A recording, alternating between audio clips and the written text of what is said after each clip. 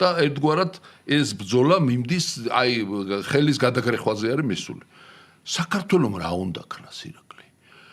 ამერიკელები გეუბნებიან ჩინელებთან ითანამშრომლებ, ჩემგან სანქციებს მიიღებ და უფრო დაზარალდები, გაგითიშავს სვიფტს, ამას გიზამ, იმას გიზამ, ასე შემდეგ. ჩინელები გეუბნებიან სხვას არ ააშენებინო პორტი. ანუ ჩინელები რას გეუბნებიან? ანაკლის პორტს მე თუ ავაშენებ, სხვა პორტები აღარც ნებართვა მიცე გაფართოების, არაფერი აღარ მიცე, არც ფოც მიცე, არც ანაკლია, არც სუფსას, არც ბათუმს, არაფერი აღარ განავითარო.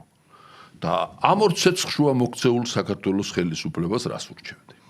მე ურჩევდი, რომ წავიდნენ ეროვნული სუვერენული მიმართულებით და ანაკლის პორტი ააშენოს 100%-ით საქართველოს. აი, ეგ არის ყველაზე სწორი ნაბიჯი. ეს იქნება ყველაზე მართებული გადაწყვეტილება, რომელიც მოგვაშორებს ამ გეოპოლიტიკურ ინტრიგებს და ჭორაობას კულუარებში.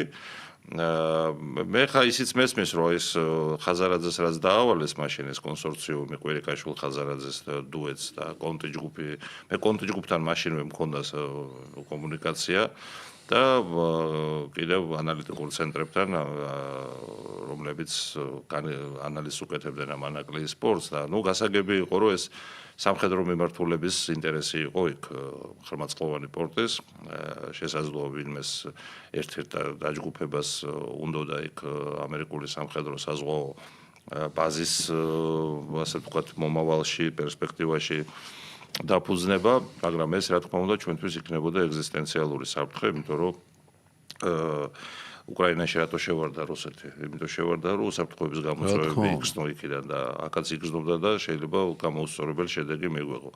ამიტომ ხაზარაძემაც ვერ მოაბა ამას თავი, ამერიკელებაც იგრძნეს, რომ ფული შეიძლება დააკარგონ თუ ჩაადებიებენ რომელიმე კერძო კომპანიას.